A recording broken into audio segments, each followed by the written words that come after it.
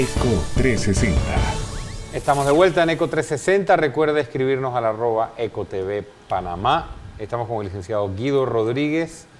Hemos estado hablando de diversos ángulos, de los muchos que pueden utilizarse para analizar el caso de Alejandro Moncada Luna. Hablamos de la necesidad de la publicidad de las declaraciones patrimoniales. Hablamos de las aclaraciones o de los intentos de aclaración del magistrado Moncada Luna, de los nexos y vínculos entre Felipe Virzi y Alejandro Moncada Luna.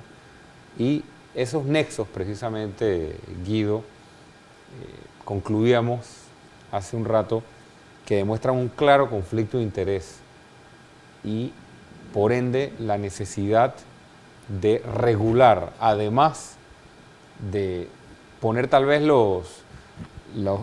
¿cómo te digo?, las redes que todavía necesitamos poner en el tema anticorrupción desde el punto de vista legislativo. El tema del conflicto de interés creo que debe ser regulado de una manera más severa, inclusive estableciendo penas y sanciones importantes. Ciertamente, porque hasta ahora lo que hay en la legislación positiva es muy esporádico y aislado. Por ejemplo, está el Código de Ética de los Servidores Públicos, que establece de alguna manera algunas situaciones de conflicto de interés que debe evitar el servidor público, pero de una manera muy somera. Es una vieja aspiración de la sociedad civil en la lucha anticorrupción que se regule, que se apruebe una legislación sobre conflicto de intereses y que esa legislación incluya las sanciones a quienes incurran en el conflicto de intereses. Porque es que hay conflictos y conflictos, ¿no?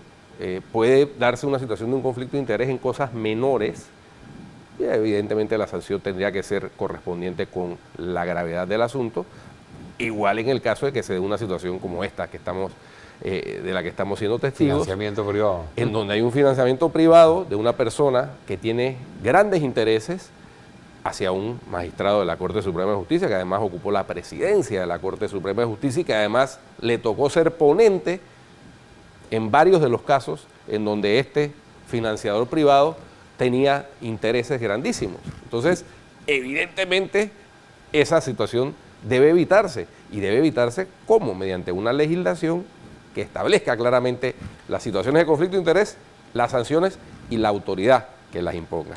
Nosotros hablábamos acá, tanto ayer como el martes, Guido, cuando desmenuzábamos y analizábamos la situación de Alejandro Moncada Luna, hacíamos un pequeño recuento de su vida pública y recordábamos su salida no muy decorosa de la Policía Técnica Judicial, donde precisamente había un conflicto de interés por tener él participación en agencias de seguridad.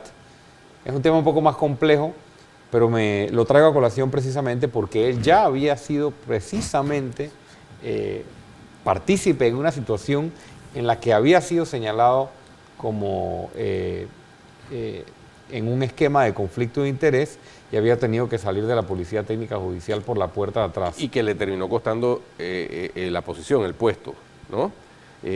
Mira, solo con ese antecedente, no debieron nombrarlo. En un país que se precie de seriedad en las instituciones de control, como es el órgano judicial, jamás hubiera sido magistrado de la Corte Suprema de Justicia Alejandro Moncada Luna. No por ser Alejandro Moncada Luna, sino por ese antecedente.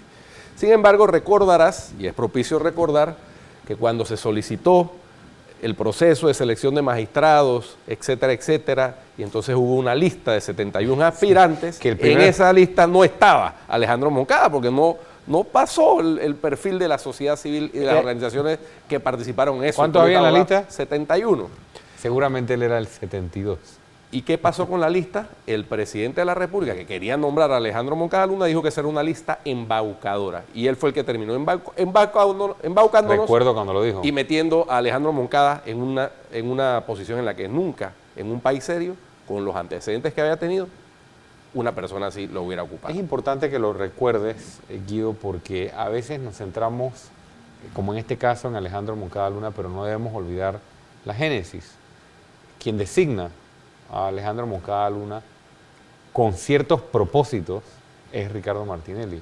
Y hablando de país no tan serio, que, o sea, en momentos en que estamos sumidos en este escándalo tan grave de corrupción, el señor expresidente de la República está en Washington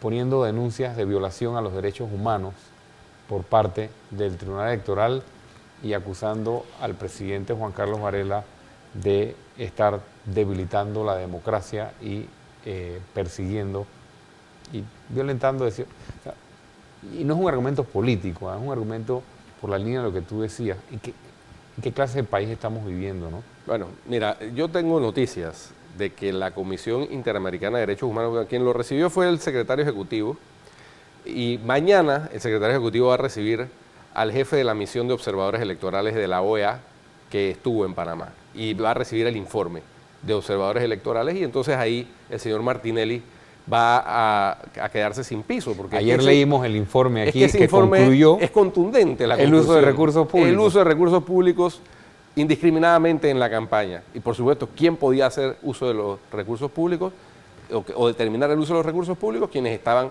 a cargo del gobierno y con el manejo de esos recursos públicos, es decir, los candidatos oficialistas. Entonces, ciertamente me llamó mucho la atención esa reunión de hoy y esa presencia después de que el señor Martinelli y su partido se quejaba cuando las instancias de la sociedad civil iban a la Comisión Interamericana de Derechos Humanos.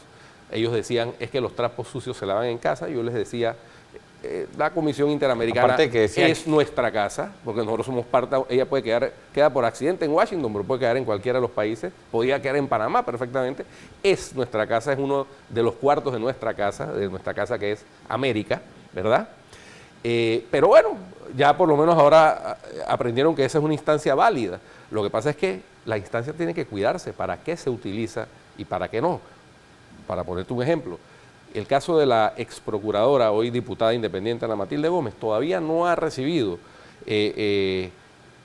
opinión favorable de admisibilidad en la comisión. Ese sí fue un caso de violación del debido proceso. Ayer leíamos acá el informe de la misión observadora y recordábamos precisamente que el reglamento y las normas de procedimiento de la Comisión Interamericana de Derechos Humanos establecen claramente que tú tienes que agotar los recursos internos. Correcto. Que te da la legislación, en este caso de Panamá, antes de poder llevar el caso a instancias internacionales. Esto es obvio que es un intento de manejo de opinión pública. De opinión pública, porque además que así debe ser interpretado. Concertó las entrevistas con medios internacionales, etcétera, etcétera, NTN24, CNN. Claro, un expresidente siempre llama la atención, ¿no? En donde quiera que vaya, y más un expresidente tan lo que me llama la atención folclórico. Lo que me llama la atención es Caraba con saco. ¿Te diste cuenta? Sí, un expresidente tan folclórico y tan dicharachero como es el expresidente Martinelli.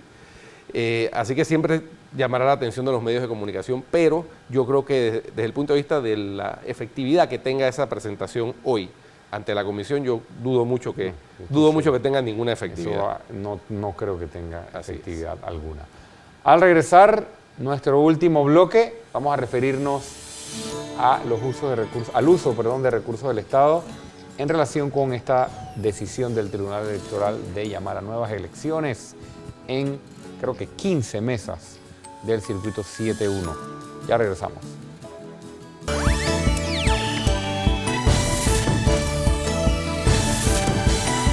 ECO 360.